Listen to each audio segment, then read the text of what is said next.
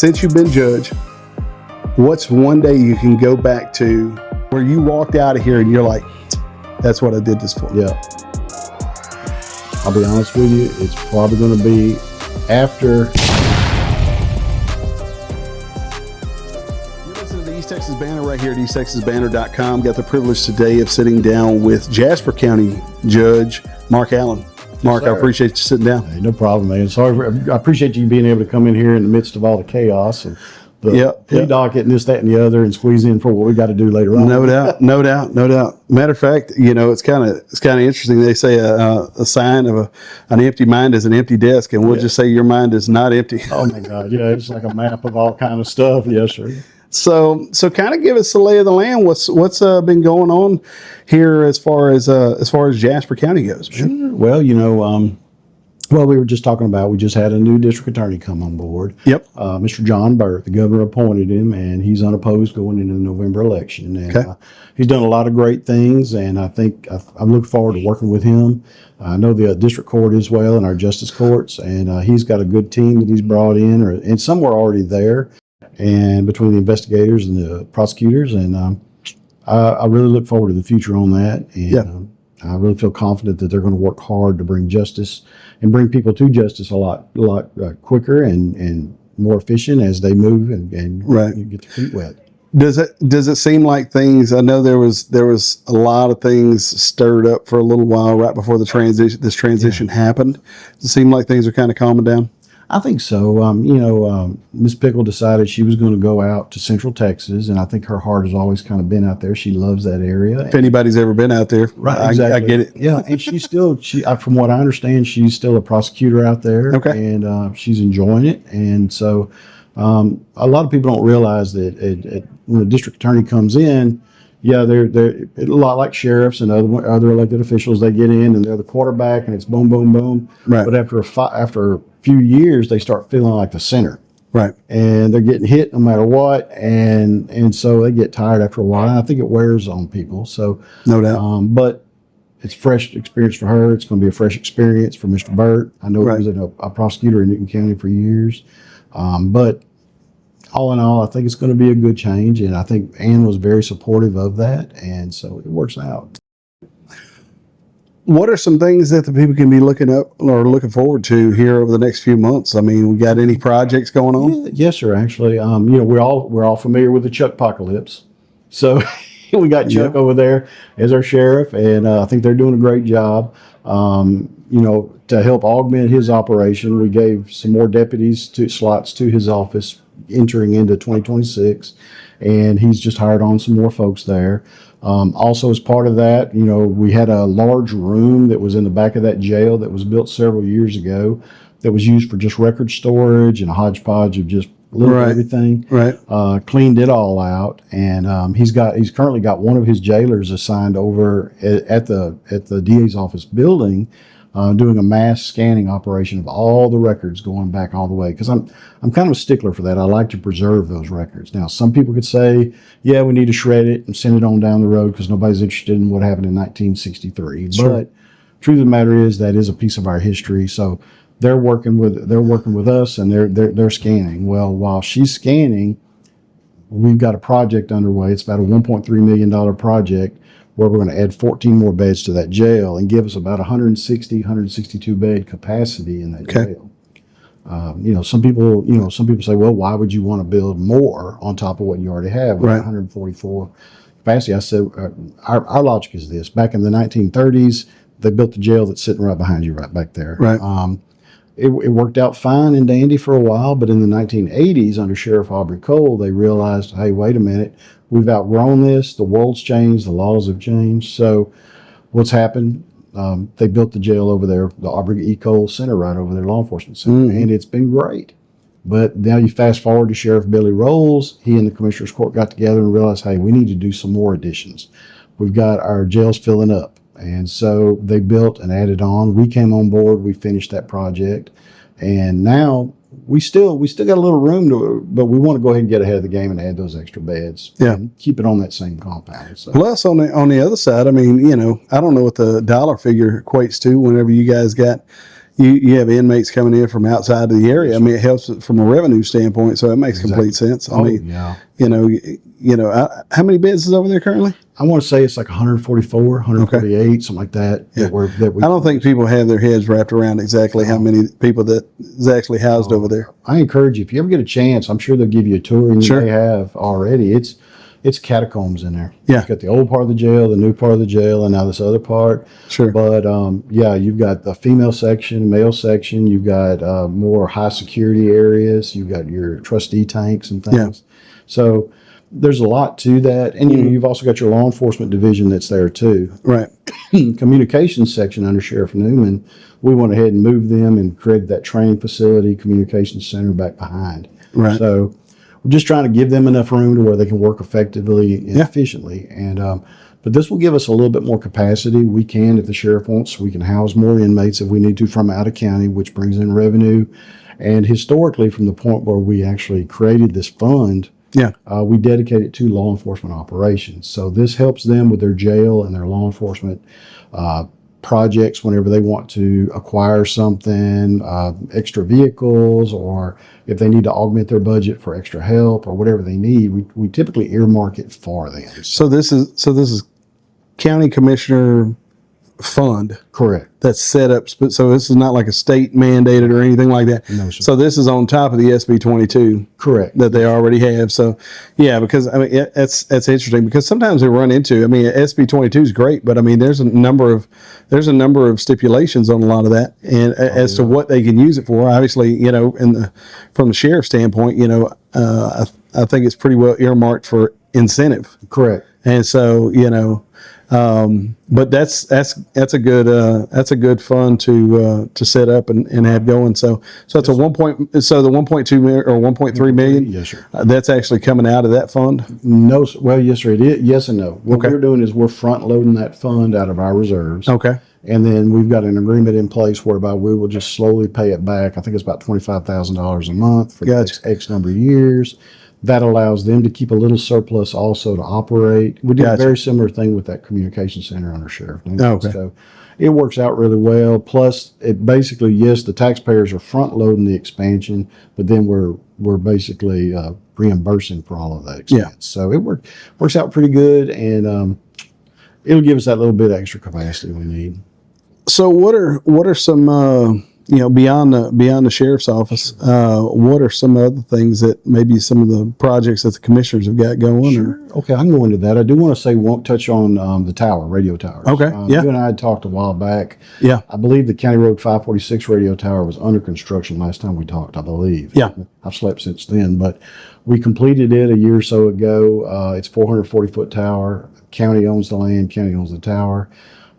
Planning Commission, we used ARPA funds and Planning Commission SERI grant that they got from the governor's office to build that one. Well, this one, the Southeast Texas Regional Planning Commission has helped us out with another grant, $1.25 million, plus 911 funds that they were able to get earmarked for this project to build another one right behind the sheriff's office. Right, I got you. Another 440-foot tower. Now, that's going to be for our law enforcement operation, of course. 911 is going to be enhanced for people calling in, and we'll be able to keep up with our next gen 911, but also we'll be able to use that for communication capabilities for them, but also fire, EMS, emergency management, a little bit of everything. So I think it's really going to help. Let me turn down that police radio. And we get these two projects done. That's going to allow us to do our ultra high frequency, the UHF frequencies, and be able to communicate. We're hoping from the tip top of Rayburn all the way down to Sabine Pass, and vice versa. So that's our goal, and we're working with a few other little small projects to see what else we need to do and enhance. I know Sheriff Tom Selman up in Angelina County has offered his tower in Zavala if we need to go ahead and give a little bit more oomph up there. So it's a work in progress.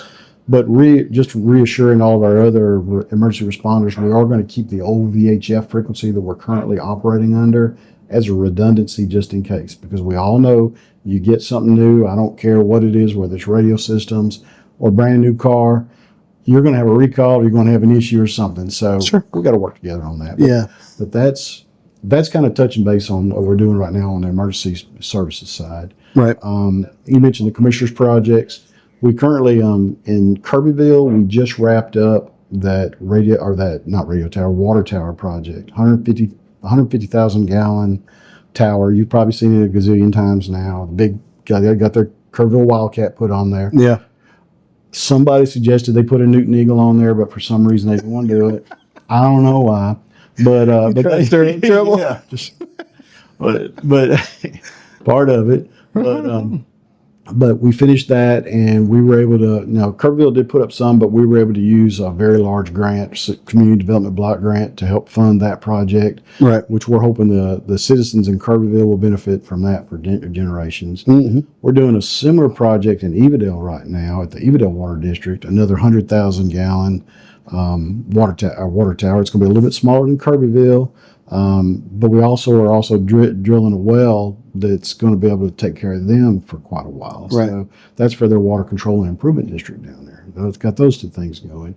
We also have a shelter staging area project going on in what's called the Homer community up north of here or northwest of here off of 63. Mm-hmm. That's going to serve as for community your resources during major disaster events, but also we might be able to use it for a voting location, use it for veteran services, use it for anything that you could think of where the community can come together and have a safe, neutral Switzerland, if you will, Yeah. to meet and do things or learn and get information. And we've got one more planned at the Dixie community by the VFW Hall, the former VFW Hall, Right. 2799. So it's going to be almost exactly like that one also. So that's projects that we have in the works using grant funding.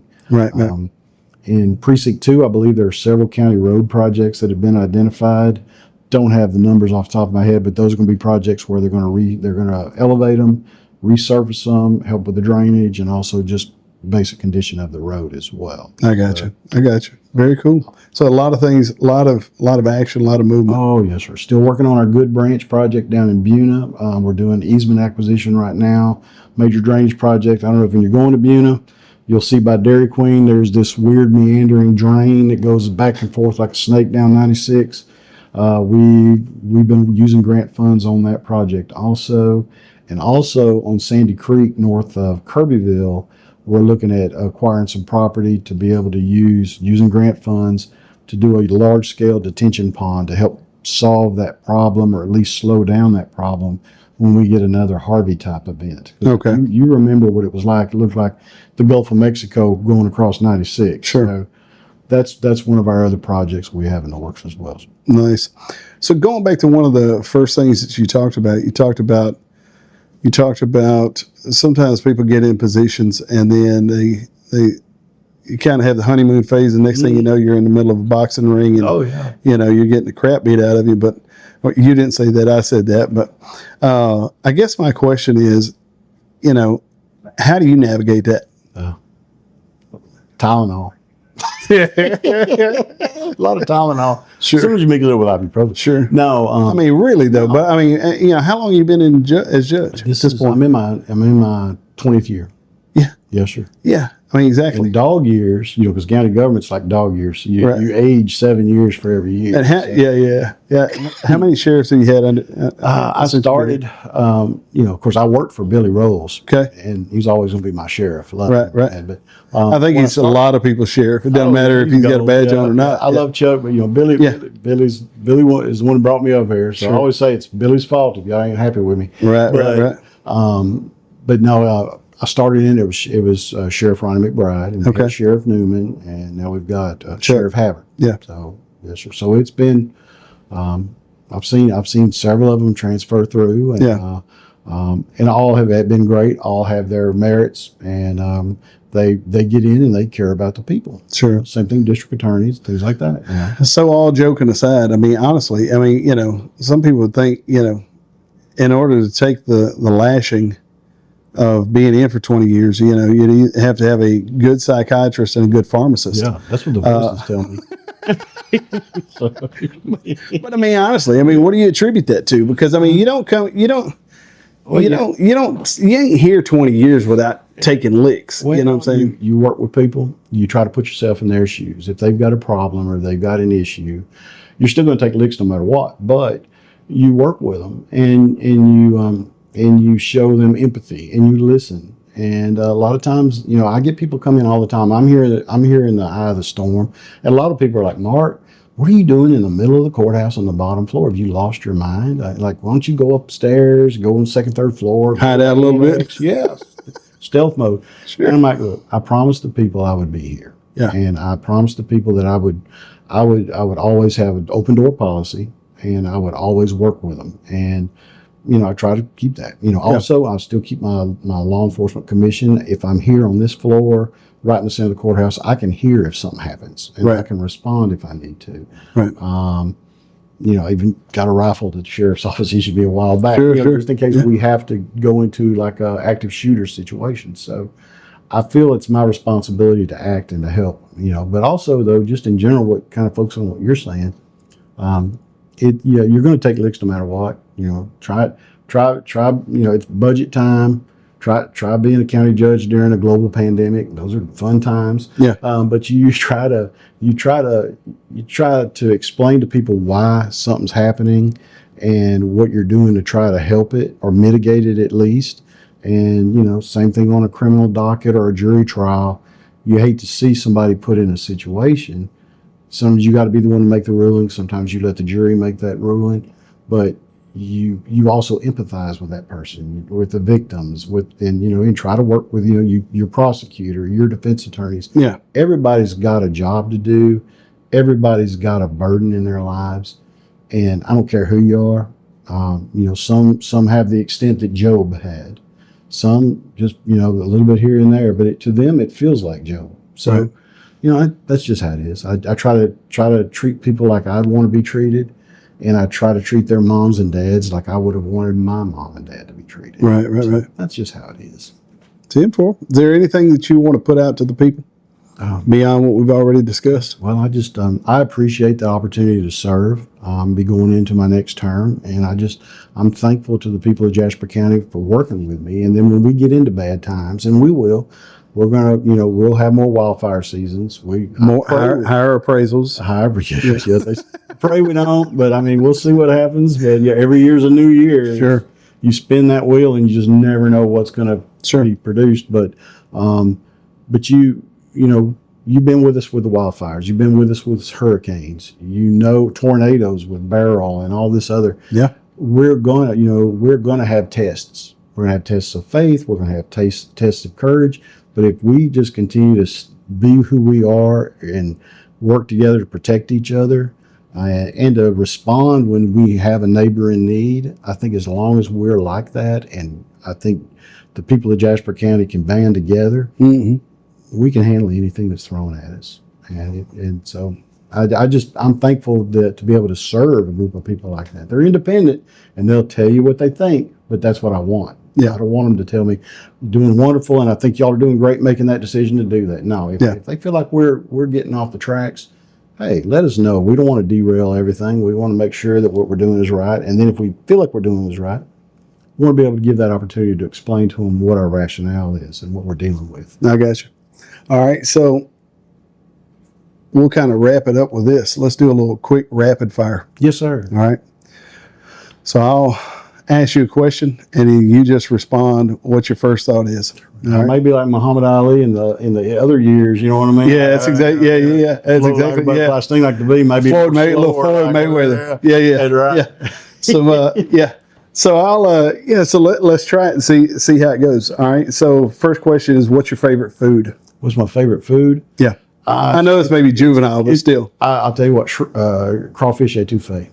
You hear that, ladies out there in the churches? Crawfish etouffee. There you go. Okay. Favorite drink? Non-alcoholic. Non-alcoholic. I'm going to be honest with you. I like those little ice sparkling waters. Really? Coconut pineapple. Okay. I really do. Coconut. I like the mango too. Okay. Very cool. Very cool. All right. Since you've been judge, what's one day you can go back to and you recall it just being a fabulous day? Just a fabulous day. Just a great day. No chaos at all. Just a fabulous day where you walked out of here and you're like, that's what I did this for. Yeah. I'll be honest with you. It's probably going to be after And I don't have a pinpoint day, but after Hurricane Ike, when we repatriated everybody, we'd already been through Rita. Right. And I made the call to bring people back into Jasper County. Because, when you cast everybody out and saying, look, this is bad, run for your lives, they're abandoning everything. Their jobs, their businesses are shutting down. They're raiding the stores. But unfortunately, probably the counties to the south of us had already hit all the stores. There's nothing left. So they're all going up as far as Broken Bow, Oklahoma and all that. And they don't know what's going on. Whenever I get the green light from the co-op that, yes, they're making headway, I get green lights from Centerpoint or whoever's there before them that, hey, we think we're going to be all right. We're making these places safe. And I can say, hey, we're letting everybody in. When I did that after Ike, I was like, thank God. And it was a relief because I knew that we had light at the end of the tunnel. And that was my first, I had been on the command staff under Hurricane Rita, but this was my first experience as the county judge and dealing with the full responsibility of that. And I evacuated. And I mean, we're talking about after days of just drinking coffee, staring at that computer screen of the trajectory projections and saying, I'm going to have to do it. I'm going to have to go. I'm going to have to call an evacuation and not knowing what's going to happen afterwards. And so I would say that was probably one of the better days. I mean, calling everybody back. Yeah. And of course, people get back and they're like, oh my gosh, what happened to my house? What's this? Sure. But letting people. A lot of fallout, but that was your best day. All right. So what is one thing that if you took that thing away, you wouldn't be able to do this job? Patience, because you just never know. I mean, I've got a great staff, and I love the ones everybody I work with, and I love everybody in this courthouse, and I love our people in Jasper County. But a lot of times in this job, you get it coming at you from every direction.